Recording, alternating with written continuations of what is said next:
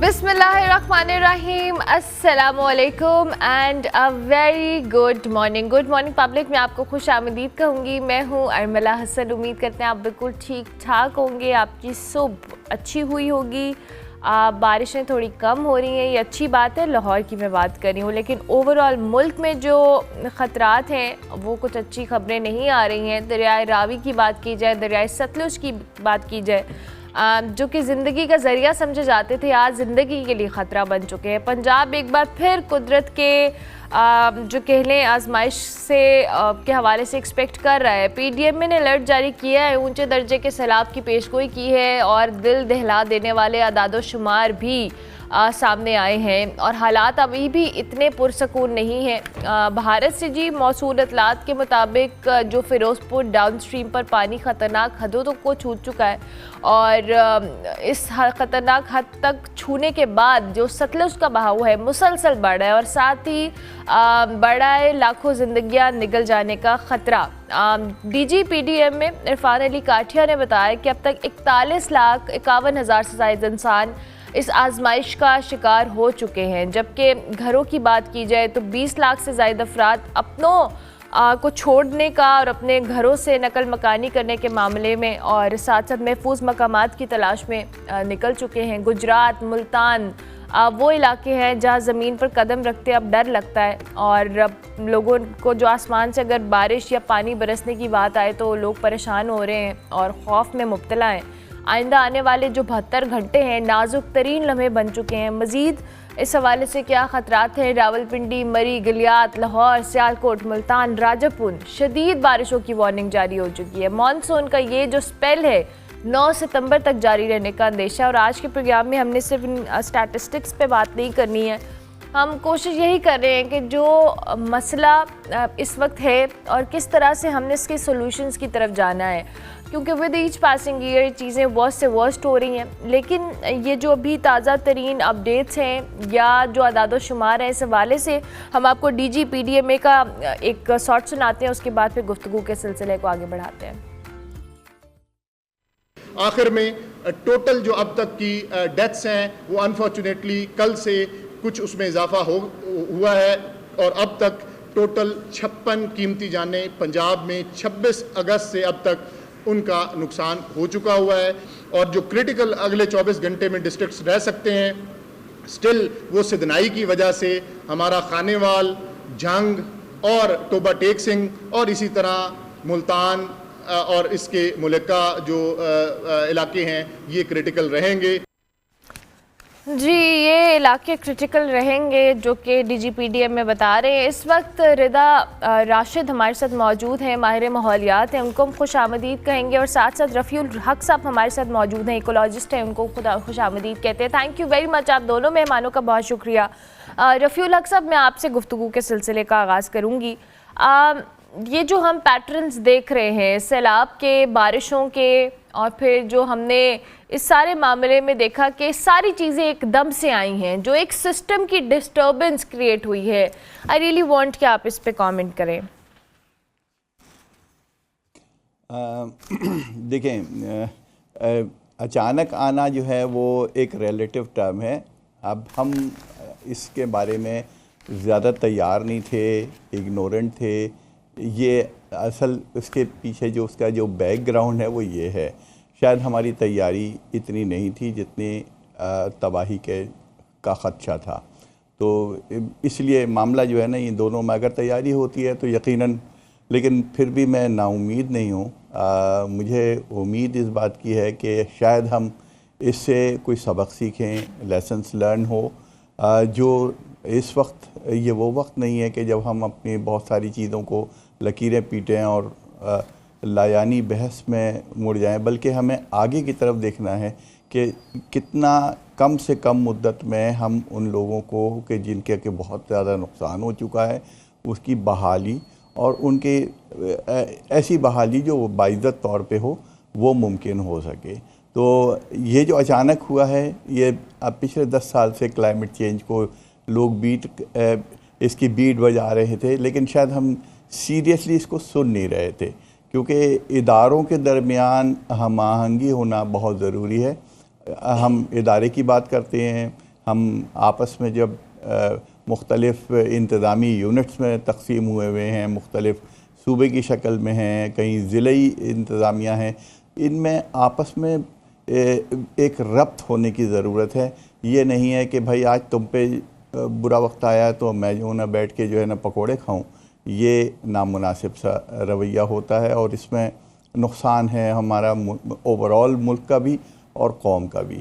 तो ये ख़ास तौर पे जो एक माहौल सा बना हुआ है, मैं उसके सिलसिले में आपसे यही अर्ज़ करूँगा कि आप भी अपने फ़ोरम को, अपने प्लेटफॉर्म को इस्तेमाल करें ताकि हम कॉमन इंटरेस्ट की बात को जो है ना वो ज़्यादा उजागर कर सकें।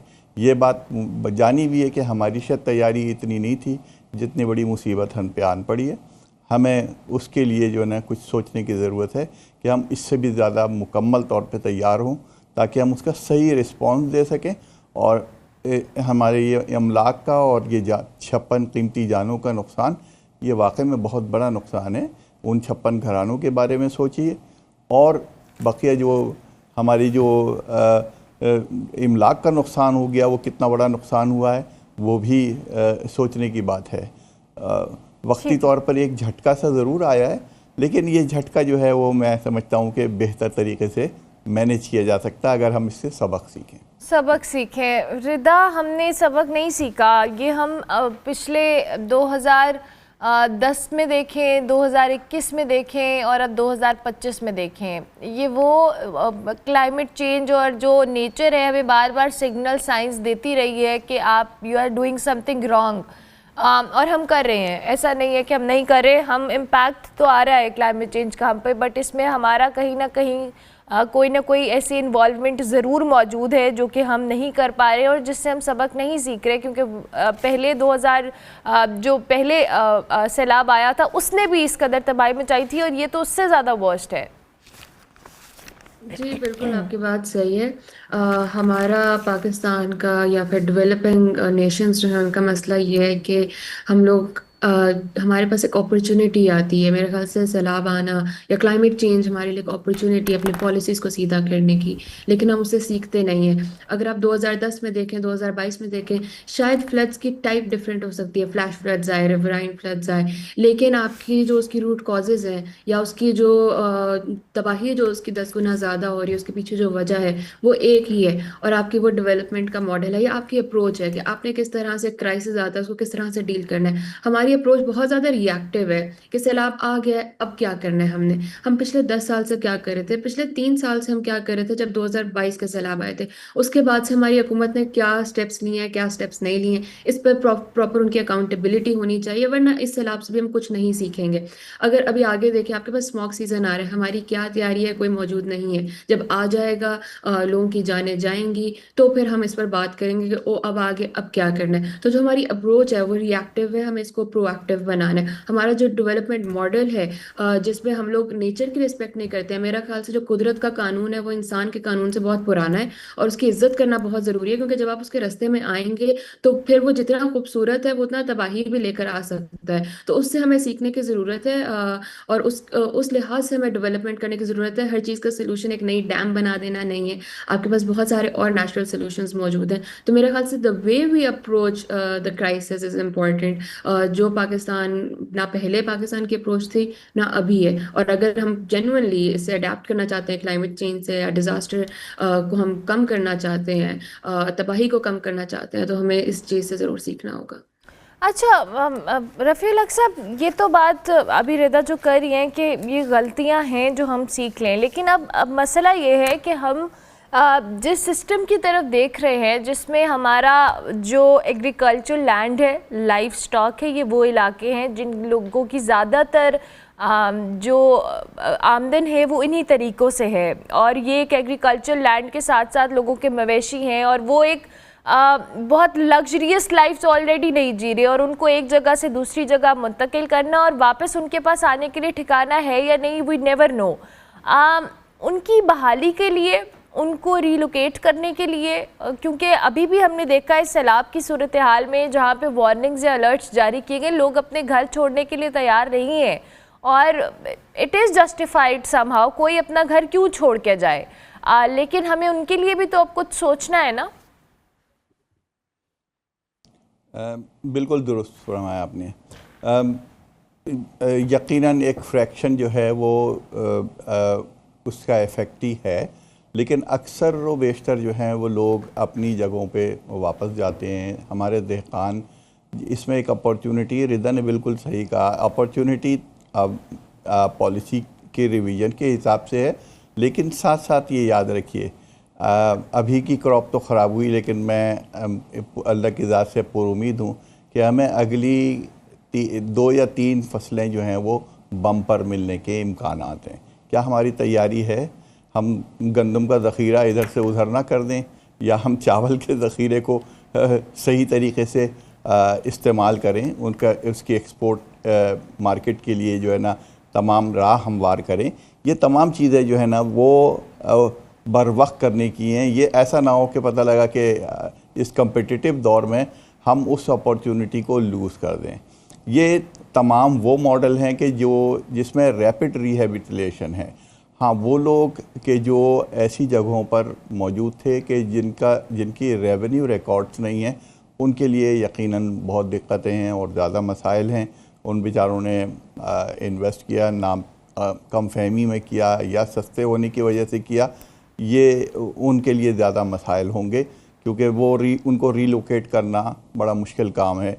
बाज़ जगह वो सही कह रहे हैं हमारे अहबाब के जी, जो दरिया है वो अपना रास्ता निकालता है। अगर हमने किसी मुआहदे के तहत 2 दरिया सुखा दिए थे, उन रिवर बेड्स की हिफाजत करते, उसको रिस्पेक्ट करते, ऐसा तो नहीं है कि हम उसको आज़ाद छोड़ दें। और यही होता है कि जिसकी वजह से एक जो मैनेजमेंट पर्सपेक्टिव से देखा जाता हो, कहा जाता है कि E flow should be maintain, a minimum flow in the river should be maintained। ये हमारे यहाँ एक साइंसदानों का एक ग्रुप कह दें या हमारे पॉलिसी मेकर्स हैं, वो शायद इस चीज़ को नहीं समझते। वो समझते हैं कि तमाम अपॉर्चुनिटीज़ को हम अभी ग्रैब कर लें। कुछ चीज़ें ऐसी भी होती हैं जो डाउन स्ट्रीम के लिए छोड़ दी जाती हैं, कुछ चीज़ें ऐसी होती हैं, क्योंकि अब देखिए इस वक्त इतना पानी है कि पानी संभाला नहीं जा रहा, तो हम वो उस पानी को कहाँ डाउन स्ट्रीम जो छोड़ रहे हैं ना। लेकिन क्या डाउन स्ट्रीम में लोग उसके लिए तैयार हैं, उसको रिसीव करने के लिए तैयार हैं? मेरे ख़्याल से यहाँ पर हमारे अपने जो अभी जैसे तज़किरा किया कि नेचर बेस्ड सॉल्यूशंस को तलाश करने की ज़रूरत है। हमारे पास अल्लाह मियां ने बहुत सारी चीज़ें दी हैं, हमें नेचुरल बकेट्स दिए हैं। ये हमारे रकबे का कोई 9.8% रकबा जो है वो वेटलैंड्स पे मुश्तमिल है, यानी आबगाहें। हमने उन आबगाहों का क्या ख्याल किया? हम तो सिर्फ़ और सिर्फ उसको पेपर में पढ़ते हैं। क्या हमने उन डिप्रेशंस के सेहत को बरकरार रखा? क्या हम उनको रिस्पेक्ट करते हैं? हम ट्रीटी साइन करके आ जाते हैं, उसके बाद हमें कोई फ़िक्र नहीं है। आप अंदाज़ा करें, मैं इसका रोना इसलिए रो रहा हूँ कि एक वेटलैंड पॉलिसी ड्राफ्ट की गई थी काफ़ी पहले। वो ड्राफ्ट अब तक ड्राफ्ट ही है, उसकी कोई ना उसकी अप्रूवल है, ना उसकी इम्प्लीमेंटेशन का तो बहुत दूर की बात है, उसकी अप्रूवल ही नहीं है।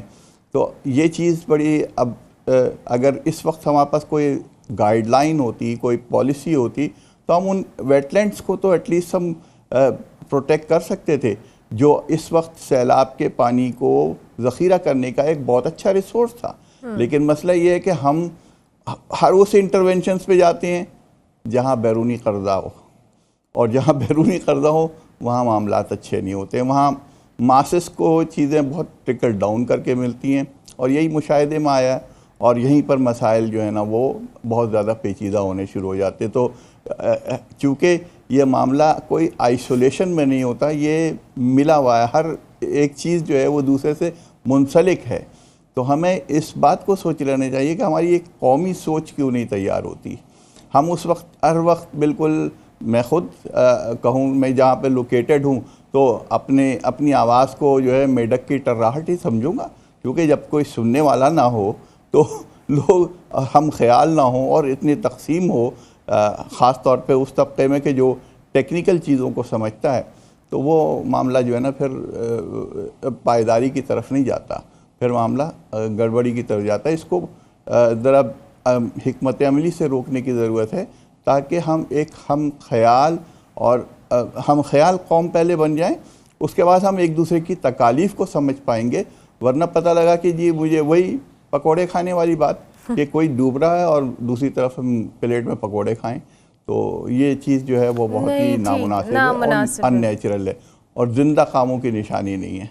बिल्कुल ठीक है रिदा, मैं चाहूँगी आप इसमें ऐड ऑन भी करें। पॉलिसीज़ का आपने जिक्र भी किया। अब हमारे पास अनफॉर्चुनेटली जो पंजाब साइड पे अभी हमने सूरत हाल देखी है, उसमें मोस्टली हमने ये चीज़ ऑब्ज़र्व की कि जी जो चीज़ें जो पानी का बहाव है उसको रोकने के लिए हमने कोई स्पेसिफिक इक़दामात नहीं किए हुए थे। फिर हमने इंडिया की जानिब से जो एक मामला देखा वो भी एक बड़ा ख़तरनाक सूरत हाल है कि उनके डैम्स में से जो ओवरफ्लो होने के बाद उन्होंने पाकिस्तान की तरफ पानी छोड़ा, वो हम लोग नहीं हैंडल कर पाए। और at a time Ravi, Chenab और सतलुज तीनों की हम बात कर रहे हैं कि जो वाटर लेवल इंक्रीज़ हुआ है। फिर हमने अपने इक़दामात के साथ भी देखा कि हमने रिवर बेड्स के ऊपर कंस्ट्रक्शन, इंफ्रास्ट्रक्चर, सोसाइटीज़, ये सारी चीज़ें डेवलप कर दी। तो हमने कहीं से कोई कसर हमारे में रही नहीं कि हमने कुछ भी, और फिर तैयारी तो ना होने के बराबर थी, तो मतलब कुछ भी नहीं था, हम सब वैसे ही देख रहे हैं। और अब ज़ाहिर है रेस्क्यू, रिलीफ ये सब जारी है एंड आई एम श्योर कि अल्लाह करे कि लोगों के कहीं ना कहीं थोड़ी बहुत भरपाई हो सके, जो कि मुश्किल है। आप किसी के जान माल और उसकी ज़िंदगी की भरपाई तो नहीं कर सकते किसी सूरत। जी बिल्कुल, जिस तरह मैंने वही बात की है कि आप हमारी अप्रोच जो है वो बहुत ज़्यादा रिएक्टिव है, प्रोएक्टिव नहीं है। प्रोएक्टिव का मतलब है आपने पिछले 10 साल से तैयारी की होती है, जब से इंडस वाटर ट्रीटी साइन हुई है तब से आपने तैयारी की होती। क्योंकि जो दरिया है, दरिया को नहीं पता कि 2 मुल्क बन गए हैं, दरिया को नहीं पता कि यहाँ पर 2 मुल्क हैं जिनकी दुश्मनी बहुत ज़्यादा है, यहाँ पर एक बॉर्डर बन गया है। दरिया को ये चीज़ें नहीं पता। उसको पता है तो उसको अपना रास्ता पता है और उसको उस रास्ते से गुजरना है। अब इंडिया में अगर डैम्स उनकी ओवरफ्लो हुई हैं, इंडिया के पास खुद इतने ज़्यादा सैलाब आए हैं, तो आपने उनको हक दिया हुआ है कि वो पानी छोड़ सकते हैं, उन्होंने पानी छोड़ा। अगर हमने पानी स्टोर करने के लिए कोई चीज़ किया तो वो हमने दरिया के रास्ते में बहुत ज़्यादा इंक्रोचमेंट की है, उसके अलावा हम लोगों ने कुछ नहीं किए। तो जो हमारी पॉलिसीज़ हैं, पॉलिसीज़ आर इन प्लेस, उनकी इम्प्लीमेंटेशन नहीं हुई है। अगर रावी रिवर पर देखें जिस लेवल की इंक्रोचमेंट हुई है, दरिया के रास्ते में, दरिया के साइड पे जो फ्लड प्लेन्स हैं वहाँ पर जितनी डेवलपमेंट है, और वो डेवलपमेंट किसी गरीब ने नहीं की हुई है, वो आपकी अमीर तबका है जिसने डेवलपमेंट की हुई है। तो उनकी अकाउंटेबिलिटी क्यों नहीं हो रही है? और अगर हम जेन्युइनली इस इशू को टैकल करना चाहते हैं तो उनकी अकाउंटेबिलिटी से स्टार्ट करना पड़ेगा। अभी तक मैंने नहीं देखा कोई डेवलपमेंट हुई अपार्ट फ्रॉम प्राइम मिनिस्टर की एक स्टेटमेंट कि कुछ करना चाह रहे हो हम, कि हम उस इंक्रोचमेंट को किस तरह खत्म करें, उन पॉलिसीज को किस तरह इंप्लीमेंट करना है। अगर आप अप नॉर्थ भी देखें तो कितनी इंक्रोचमेंट है सवात रिवर पर, उसका क्या करना है? उसकी वजह से तबाही ज़्यादा होती है जब आप दरिया के रास्ते में आ जाते हैं। इसी तरह अगर हम बात करें आपकी जो गरीब लोग हैं, जो जिनके घर चले गए हैं, ये सिर्फ लोग नहीं है, हम इनको बहुत नंबर्स की तरह ट्रीट करते हैं। ये कहानियां, ये बच्चे हैं जिनके इलाके में 10 साल में एक स्कूल आता है, 20 साल में एक हॉस्पिटल बनता है बड़ी मुश्किल से, और जब वो भी पानी बहा कर ले जाए तो वो लोग कहाँ पर जाएंगे? अगर आपने उन लोगों को इवैक्यूएट करना है जब एक डिजास्टर आ गया, तो आपकी क्या पॉलिसी है? पाकिस्तान की अप्रोच बहुत ज़्यादा रिएक्टिव है, आपको प्रोएक्टिव अप्रोच की ज़रूरत है, और आपको सेंटर करना पड़ेगा लोगों को, प्रॉफिट को नहीं। अगर आपका मकसद लोगों की डेवलपमेंट है, लोगों की फलाह बहबूद है, तो उसके लिए आपको आपकी अप्रोच को बदलना पड़ेगा और आपको प्रॉफिट को हटाकर लोगों को सेंटर करना पड़ेगा। अगर हम लोगों ने प्रॉफिट को सेंटर करना है तो फिर आपका एक और सोल्यूशन होगा, यहाँ डैम बना दो, वहाँ डैम बना दो पानी स्टोर करने के लिए। अभी बहुत अच्छा बताया दूसरे पैनलिस्ट ने कि किस तरह हम वाटर को स्टोर कर सकते हैं। आपकी ग्राउंड वाटर कैपेसिटी कितनी ज़्यादा है। शहरों में आपके पास जब आपके पास बारिशें होती हैं तो आपके पास किस तरह के सोल्यूशन होते हैं? बहुत सारे सोल्यूशंस मौजूद हैं, उनको इम्प्लीमेंट करने की ज़रूरत है। बस फ़र्क ये है कि शायद उसमें आप इतना ज़्यादा शो ऑफ नहीं कर सकते हैं। और अगर आप जेन्युइनली क्लाइमेट चेंज से अडेप्ट करना चाहते हैं तो आपके पास बहुत सारे सोल्यूशंस हैं, लेकिन उन सोल्यूशंस को आप शो ऑफ नहीं कर पाएंगे। लेकिन इस वक्त पाकिस्तान को उस चीज़ से निकल कर के आपने पॉलिटिकल कैंपेन्स में आप किस चीज़ को यूज़ कर सकते हैं। आपको ये देखना है कि अगले 10 साल में आपने अपने लोगों को बचाना है तो किस तरह से बचाना है, उसके लिए आपको पॉलिसी की ज़रूरत है और सबको मिलकर बैठने की ज़रूरत है। Perfect, thank you very much Rida, बहुत शुक्रिया। रफ़ील हक साहब, आपका भी बहुत शुक्रिया कि आपने अर्ली इन द मॉर्निंग हमें टाइम दिया जी। इस वक्त जो सूरत हाल है वो तशवीशनाक है। PDMA की जानिब से अलर्ट्स तो जारी किए गए हैं, लेकिन अभी भी बहुत सारे लोग, बहुत सारी जानें बहुत सारे इलाके हाई रिस्क के ऊपर हैं। अल्लाह ताला हम सबको अपने हिफ्ज़-ओ-मान में रखे। ब्रेक लेते हैं जी, ब्रेक के बाद वापस आते हैं। Welcome back to good morning public ji. Break के बाद वापस आ गए। इस वक्त हमारे साथ मौजूद हैं जी अमेरिकन स्टेट न्यू जर्सी के दूसरे बड़े शहर जर्सी सिटी के मेयर का इलेक्शन लड़ने का ऐलान करने वाले जो यंग पॉलिटिशियन है, समाजी रहनुमा है, पाकिस्तानी निज़ाद अमेरिकन है मसब अली। ये मकामी सतह पर जी तालीम, कम्युनिटी सर्विस, शहरी मसाइल पर अपनी खदमात की वजह से जाने माने जाते हैं। उनके वालिदैन का ताल्लुक़ लाहौर से है। मसब जो है कैंसर सर्वाइवर भी हैं और जर्सी सिटी के बोर्ड ऑफ एजुकेशन के प्रेसिडेंट भी रह चुके हैं। इस वक्त हमारे साथ मौजूद है जी, उनको खुश आमदीद कहेंगे। थैंक यू वेरी मच मसब, बहुत शुक्रिया आपके वक्त का। मेरा पहला सवाल आपसे ये है कि पाकिस्तानी निज़ाद अमेरिकन होने के नाते आपको किन चैलेंजेस का सामना करना पड़ा और आपने इनको ओवरकम कैसे किया? बहुत शुक्रिया अर्मला शो में बुलाने के लिए। सबसे पहले I am very proud to be Pakistani. तो लोग सब जानते हैं कि मैं पाकिस्तानी हूँ। मैं पाकिस्तान में पैदा हुआ था। मैं एक्चुअली लाहौर में पैदा हुआ था और जब मैं 3 साल का था जब मेरे वालिद और वालिदा साहब अमेरिका पहुँचे थे। तो सबसे पहले the most difficult initial thing was people knowing who are Pakistanis. तो लोग ये नहीं जानते पाकिस्तानी कौन है, ये कैसे आदमी है, कैसे लोग हैं। लेकिन आहिस्ता आहिस्ता लोग को पता चल गया कि पाकिस्तानी ऐसे लोग हैं जो सबकी मदद करते हैं। And I think that was very helpful for my campaign is people knew that Pakistani are people who are good people. लोग सब ये समझ गए थे कि पाकिस्तानी अच्छे लोग हैं जो सबके लिए काम करते हैं। और इसमें बहुत देर लगी इसलिए कि जब हम आए थे, हम 2000 में आए थे, सितंबर 2000 में आए थे। उससे 1 साल बाद 9/11 हुआ था। तो जब 9/11 हुआ था, मेरी वालिदा साहब वो हिजाब पहनती है, तो काफ़ी देर लोग उनके साथ बात नहीं करते थे। There was all this discrimination that sort of happened, and so it took time for people to really get to know who we were. Lekin alhamdulillah, over time, I think we've gotten to a point where we've been able to really establish ourselves in this country, and people know that Pakistanis are good people. I'm sure. अच्छा मसब ये बताइएगा कि आप समाजी रहनुमा के तौर पे आपको किन मसाइल पर आप ज़्यादा तवज्जो देते हैं और कहीं ना कहीं ये आपके जो पर्सनल एक्सपीरियंसेस हैं उसके साथ भी रिलेट करते हैं आप? ठीक है। So सबसे बड़ी इशू हमारे लिए है अफोर्डेबिलिटी। इस मुल्क में बहुत मुश्किल है for people to build a life, to build wealth. और हमारे लिए मुश्किल हो गया rent, paying for the rent, transportation भी बहुत मुश्किल है। तो हमारे लिए ये फोकस है कि हम अफोर्डेबिलिटी कैसे टैकल करें। तो उसका मतलब है हम और घर बनाए तो रेंट नीचे जाए। हम ये कह रहे हैं कि एक बस सिस्टम बनाए जो बिल्कुल मुफ्त के लिए लोगों को एक जगह से दूसरी जगह ले सके। So, these are the sort of things we're focusing on to make sure the city is more affordable. बिल्कुल ठीक है। अच्छा मसब मैं आपसे जानना चाहूँगी आपकी जो पाकिस्तानी शनाख्त है, since you said you are proud Pakistani, आपकी पॉलिटिक्स और आपके सोशल वर्क में कैसे वो झलकती है? तो मैंने पहले भी कहा, सब लोग जानते हैं मैं पाकिस्तानी हूँ। मैं पाकिस्तान में पैदा हुआ था, लेकिन मेरे लिए पाकिस्तान कि ये मतलब है कि लोग जो पाकिस्तानी हैं, we're known for being hospitable people.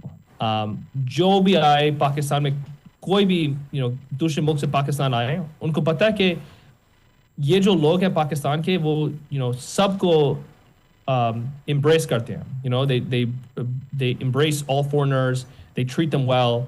And so to me, Jersey City is the home of Ellis Island. इसका मतलब है जो बहुत लोग हैं अमेरिका में, वो पहला स्टॉप उनका जर्सी सिटी था। तो मैं ये भी सोचता हूँ कि in America we should also be welcoming the same way Pakistanis are welcoming to all people from all different backgrounds. We too in America, in Jersey City, should be welcoming to all people. Lovely. So ये बताएं कि new Jersey में Pakistani community को अपनी जो politics के हवाले से आपको लगता है कि राइट अपॉर्चुनिटीज़ या मुनासिब मौके मिल रहे हैं? तो अभी we don't have the representation I think we need. लेकिन आहिस्ता आहिस्ता हम ताकत बना रहे हैं. I think the best thing for us to do is continue to invest in our young people. हमारे जो नौजवान हैं, these are our future. This is our future. And उनको सिखाना यह है कि देखो बस, बहुत सारे पाकिस्तानी हैं जो डॉक्टर बन गए हैं, बहुत सारे पाकिस्तानी हैं जो इंजीनियर बने हैं. लेकिन हमारे को वो भी पाकिस्तानी चाहिए जो पॉलिटिक्स में जाएं, जो ये कोशिश करें to get people to understand who are Pakistanis. ठीक है। अच्छा, मज़हब इस सिलसिले में आप क्या करना चाहेंगे? और पाकिस्तानी इमिग्रेंट कम्युनिटी आपने जैसे बताया कि जब आप वहाँ पे गए थे उसके फ़ौरी बाद 9/11 हो गया था और फिर आपको भी चैलेंजेस से गुजरना पड़ा. आप पाकिस्तानी इमिग्रेंट कम्युनिटी के क्या इश्यूज़ को समझते हैं जिन पर आप ख़ुसूसी तवज्जो देना भी चाहेंगे? I think the number one thing is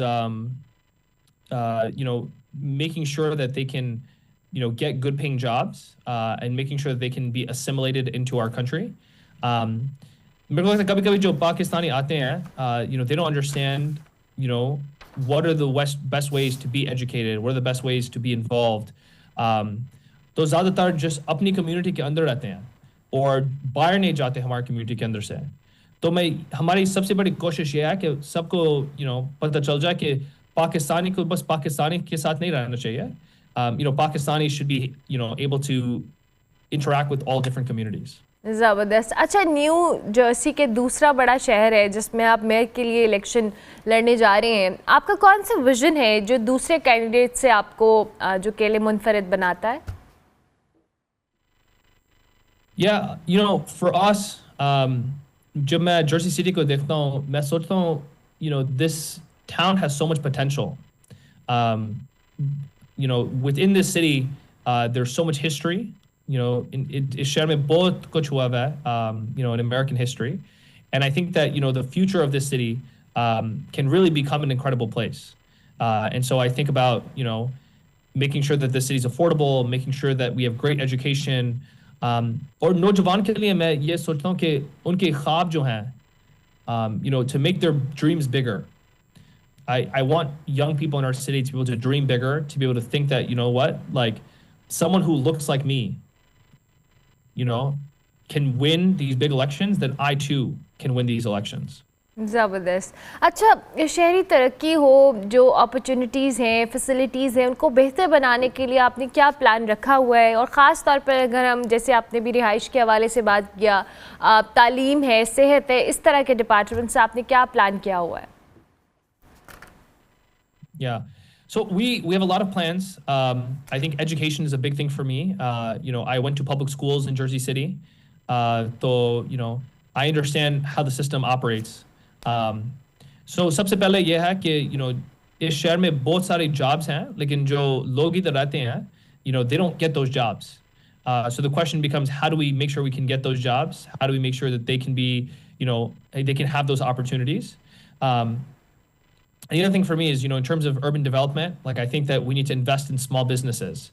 तो लोग जो आते हैं जिन्हें business बनाना है, उनके लिए आसानी होनी चाहिए. Make it easy for them to open their businesses, make it easy for them to stand up and build wealth within their community.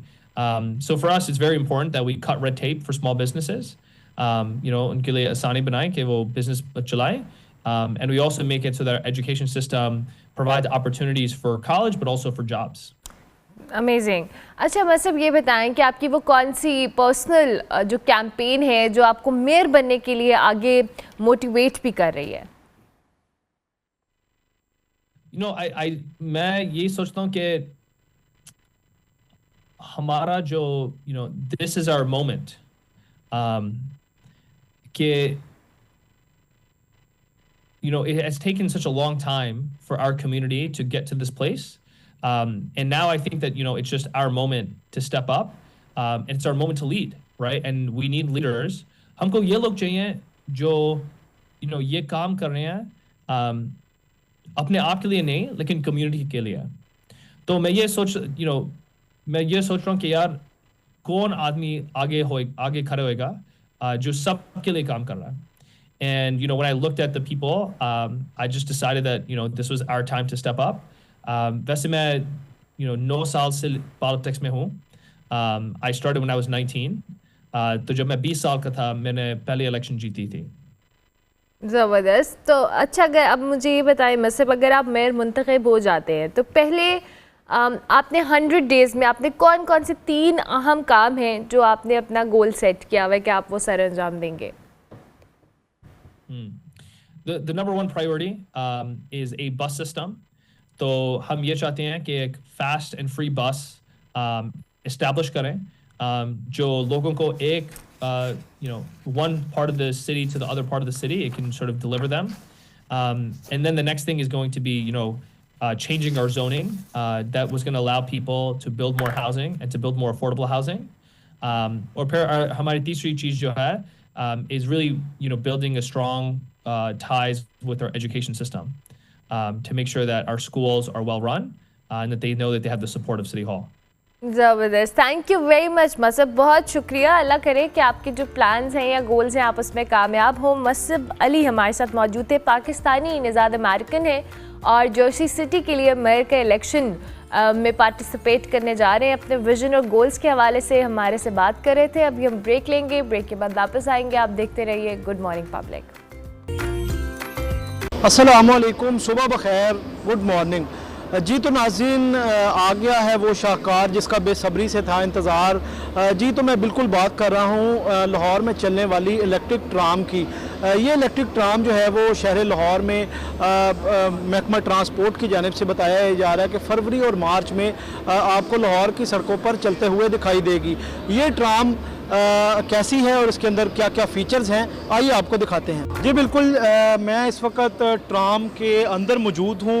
अगर ट्राम के फ़ीचर्स की बात कर ली जाए तो बाकायदा तौर पर कंफर्टेबल सीट जो है वो इसमें लगाई गई हैं। मज़ीद इसमें क्या क्या फ़ीचर्स हैं, हमारे साथ तर्जमान रिंको कंपनी मौजूद हैं, मैं उनसे रिक्वेस्ट करूँगा हमारे साथ मौजूद रहिए।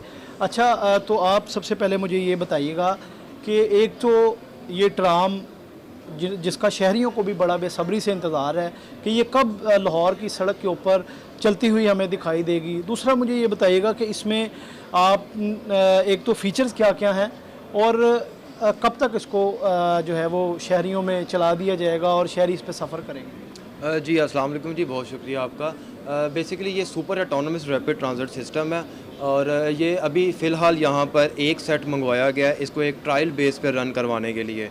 और ये अभी अंडर डिस्कशन हमारे ये चल रहा है गवर्नमेंट के साथ कि इसको कब हम इसका इनिशिएट लें, कब इसको लाहौर की सड़कों पे चलाएं।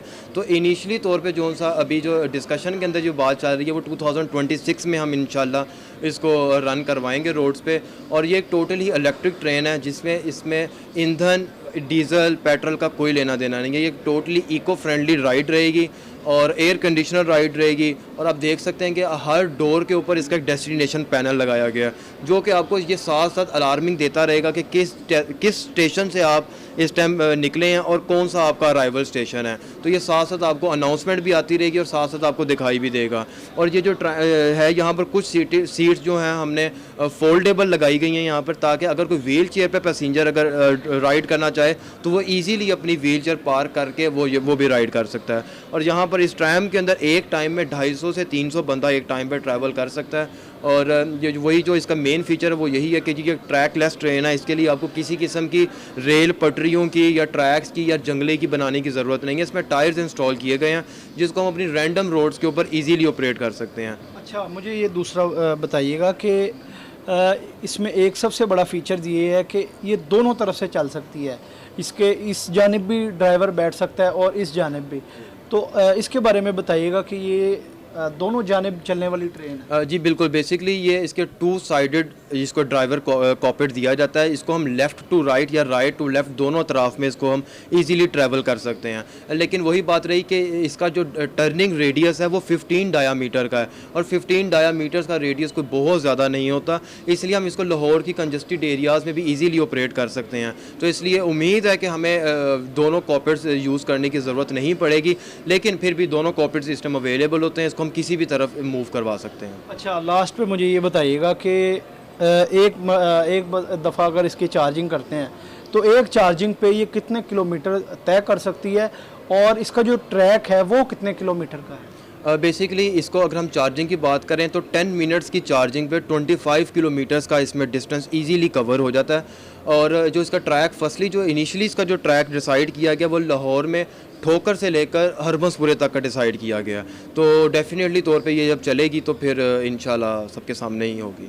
बहुत शुक्रिया आपका जी। मेरे साथ मौजूद थे तर्जमान रिंको कंपनी। आपने उनकी गुफ्तगू सुनी। उनका कहना था कि आइंदा साल 2026 में मार्च या फरवरी के माह में इसको ट्रेन को बाकायदा तौर पर हुकूमत पंजाब की जानिब से चलाया जाएगा। अगर इसके मैं अपने कैमरामैन से कहूँगा इसके फ़ीचर्स दिखाया आपको, तो ये जो ट्रैम है ये एक बैक वक्त में 250 से ज़ायद मुसाफिरों को अपने ऊपर सफ़र जो है वो करवा सकती है। और दूसरी बड़ी बात इसमें ये है कि ये 250 किलोमीटर एक चार्ज में ट्रैवल कर सकती है। 250 किलोमीटर एक चार्ज में। तो इसका जो ट्रैक है हरबंसपुरा से जो ठोकर और ठोकर से हरबंसपुरा तक का जो ट्रैक है वो 27 किलोमीटर का ट्रैक जो है वो बताया जा रहा है। तो 27 किलोमीटर के ट्रैक पर ये जो ट्रैम है ये चलेगी, और इसमें बाकायदा तौर पर जो कंफर्टेबल सीट्स हैं वो इंस्टॉल की गई हैं। इसी के साथ साथ इसमें जो मज़ूर अफराद हैं उनके लिए फोल्डिंग सीट्स जो हैं वो रखी गई हैं। और जो इसमें सबसे बड़ी बात है ये 2 साइडेड ट्रैम है। इसके लेफ़्ट भी ड्राइवर बैठ सकता है और इसके राइट भी ड्राइवर जो है वो बैठ सकता है। इसी के साथ साथ इसमें सबसे बड़ी बात ये है कि ये इलेक्ट्रिक ट्राम है और इसको इको फ्रेंडली ट्राम भी कहा जा रहा है। तो बाकायदा तौर पर इसके डोर्स जो हैं वो इलेक्ट्रिक डोर्स हैं। जब ये किसी स्टॉप के ऊपर खड़ी होगी तो इसके डोर ऑटोमेटिक डोर हैं जो बाकायदा तौर पर खुलेंगे। और इसमें जो इस दफ़ा इसमें जो चार्जिंग का सिस्टम है वो फ़िल वक्त इंस्टॉल नहीं है, लेकिन बताया ये जा रहा है महकमा ट्रांसपोर्ट की जानिब से कि अभी कुछ चीज़ें इसमें इंस्टॉल की जाएंगी, जिसमें चार्जिंग पॉड है और दीगर जो इलेक्ट्रिक जो एसेसरीज़ हैं वो भी इसमें ऐड की जाएंगी, जिसके बाद बाकायदा तौर पर इसको फाइनलाइज करके आइंदा साल 2026 में इसको चलाया जाएगा और बाकायदा तौर पर हुकूमत पंजाब की जानिब से इसका इफ्तिताह भी कर दिया जाएगा। जी welcome back to good morning public. Ji break के बाद वापस आ गए। कुछ क्रिकेट की बात करेंगे। शारजा स्टेडियम में खेले गए जो ट्राई नेशन सीरीज़ है जी T20 सीरीज़ है, उसका जो फाइनल है वो कल हुआ, जिसमें पाकिस्तान और अफगानिस्तान मद्दे मुकाबिल थे। और पाकिस्तान ने कारकर्दगी जो बॉलिंग में है उसमें शानदार कारकर्दगी का मुजाहरा करते हुए अफगानिस्तान को 70 रन के बड़े मार्जिन से शिकस्त देकर ट्रॉफी अपने नाम कर ली। इस जो जीत है इसमें ऑलराउंडर मोहम्मद नवाज ने जी अपनी बेहतरीन कहा जाए T20 कारकर्दगी दिखाई। 4 ओवर्स में सिर्फ 19 रन के एवज 5 विकेटें हासिल की और इसमें एक हैट्रिक भी शामिल है जी। उनकी इस बॉलिंग के सामने अफगानी बैटिंग लाइन जो कह लें ढेर हो गई। पूरी टीम जो है सिर्फ 66 रन्स पे ऑल आउट थी। पाकिस्तान ने पहले बैटिंग करते हुए 20 ओवर्स में 8 विकेट्स के नुकसान पर 141 रन स्कोर किए। और फिर अगरचे कौमी टीम की जो बैटिंग है वो इतनी कोई अच्छी नहीं रही। पहले जो हमारे ओपनर्स हैं या शुरू की जो बैटिंग लाइन है पे वो बहुत जल्दी आउट हो गए। फ़खर जमान, सलमान अली आगा, सॉरी आगा सलमान और हसन नवाज ने टीम को काबिल दिफा स्कोर तक पहुंचा। आज पता नहीं मेरे साथ क्या हो रहा है, मैं कुछ फंबल ही करी जा रही हूँ। अच्छा जी, खैर इन शॉर्ट पाकिस्तानी टीम जो है ट्राई नेशन सीरीज़ में जीत गई। अब पाकिस्तानी टीम की परफॉर्मेंस कैसी रही, बैटिंग कैसी थी, बॉलिंग कैसी थी, इस पर हम तज्जिया ले लेंगे। सैयद याहिया हुसैनी हमारे साथ मौजूद हैं, सीनियर स्पोर्ट्स जर्नलिस्ट है, उनको हम खुशामदीद कहेंगे। अस्सलाम वालेकुम याहिया साहब, बहुत शुक्रिया, कैसे हैं आप? सबसे पहले तो वालेकुम अस्सलाम अरमला हसन। और आप कह रही हैं कि हम फंबल कर रही हैं, ज़बान लड़खड़ा रही है। मेरा ख्याल है कि आज तो आपको एनर्जी के साथ पूरे तम तराक के साथ बातचीत करना चाहिए, क्योंकि कल पाकिस्तान ने जितनी मैग्निफिसेंट परफॉर्मेंस का मुजाहरा किया शारजा में, उसके बाद तो आपको फुल एनर्जी के साथ शो करना चाहिए। एनर्जी थी, लेकिन वो एनर्जी मंडे में कहीं गुम हो जाती है मेरी। मैच के बाद एनर्जी ठीक रहती है, Monday is like a quite a difficult day for me. Yahya साहब, आपने जैसे कहा पाकिस्तानी टीम की बड़ी अच्छी परफॉर्मेंस रही, क्या बैटिंग में भी अच्छी थी? आप पहले मैं ज़रा थोड़ा सा इस साइड पे आऊँगी और फिर हम अच्छी बातों की तरफ आई बिलीव कि हम आते हैं कि हमने जो बॉलिंग में परफॉर्मेंस दिखाई है। देखिए अरमिला, आपका सवाल बिल्कुल भजा है, लेकिन होता कुछ इस तरह है कि जब किसी भी टूर्नामेंट का फाइनल होता है ना, तो आम मैचों के मुकाबले में लोग जो हैं वो बड़ी तादाद में फाइनल देखने के लिए आते हैं। और इसलिए आते हैं कि उनको पता होता है कि यार ये टूर्नामेंट का लास्ट मैच है और आज ये टूर्नामेंट खत्म होना है। क्वाइट सरप्राइजिंगली जो शारजा स्टेडियम की पिच थी वो बड़ी हैरानकुन पिच थी। T20 टूर्नामेंट है, लोग विकेटें देखने के लिए नहीं आते, लोग बॉलर की परफॉर्मेंस देखने के लिए नहीं आते, लोग छक्के चौके देखने के लिए आते हैं। गर्मी बहुत थी, कोई शक नहीं है, लेकिन जो पिच तैयार की गई थी इस फाइनल के लिए, ओवरऑल इस टूर्नामेंट के लिए, बड़ी हैरानकुन थी कि इतना लंबा लंबा इस पिच के ऊपर बॉल ब्रेक हो रहा था। अफगानिस्तान के पास टॉप क्लास स्पिनर हैं, दुनिया में उनका नाम है स्पिन बॉलिंग में। उन्होंने अगर हमारी बैटिंग को दबोचा, हमारे बल्लेबाजों को रन नहीं करने दिए, टूर्नामेंट का सबसे कम स्कोर हमने किया 140 for 8 in allotted 20 overs. But I think, मेरा ख्याल है कि उनके बॉलर से ज़्यादा अच्छी बॉलिंग का मुजाहरा हमारी टीम ने किया। टूर्नामेंट की सबसे बड़ी 75 रन की विक्ट्री न सिर्फ हासिल की, बल्कि अफगान टीम को ऑल आउट किया, अफगानिस्तान के बल्लेबाजों को कहीं ठहरने नहीं दिया। और credit goes to Mohammad Nawaz, extraordinary performance का मुजाहरा किया, 5 for 19। Extraordinary performance, Mohammad Nawaz की परफॉर्मेंस ने हमें जो बॉलिंग साइड पे है बहुत हेल्प किया समहाउ याहिया साहब। और जिस तरह से हमने बैटिंग में थोड़े डिसअपॉइंटमेंट थी, क्योंकि मैं पहली जब इनिंग्स भी देख रही थी तो आई बिलीव कि जिस तरह से हमारे बैटर्स शुरू में जा रहे थे, अब कुछ आप डीमोटिवेट हो रहे थे कि क्या होने वाला है, पाकिस्तानी टीम अगर इतना अच्छा स्कोर नहीं कर पाएगी तो क्या होगा, क्योंकि हमने देखा है कि अफगानिस्तान की बॉलिंग जो है वो एक्सेप्शनल रही है इस टूर्नामेंट के अंदर। सो डू यू बिलीव कि हमारी बैटिंग लाइनअप में इस तरह से इम्प्रूवमेंट होनी चाहिए थी, क्योंकि जो हमारे फ़खर जमान हो, आगा सलमान हो, इनके अलावा कोई खातिर खा स्कोर नहीं कर सका कोई भी जो टीम को बेहतर एक मार्जिन देने में?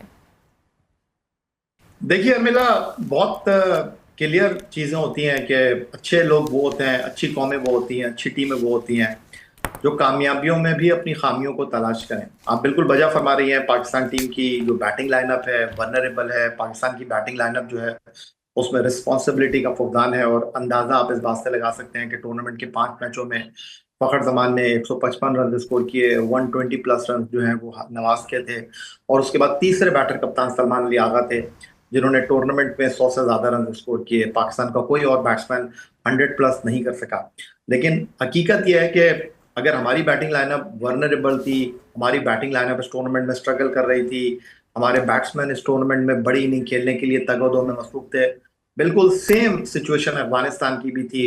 अफगानिस्तान की बॉलिंग अगर आउट क्लास थी तो अफगानिस्तान की बैटिंग भी सिर्फ 1-2 नामों के ऊपर इन्हिसार कर रही थी। वही सिद्दीकुल्ला अतुल, वही इब्राहिम ज़ादरान, जिन्होंने लीग मैच में पाकिस्तान के खिलाफ एक बहुत ही शानदार कंट्रीब्यूशन किया, अपनी टीम को एक 160 प्लस का स्कोर देने में किरदार अदा किया।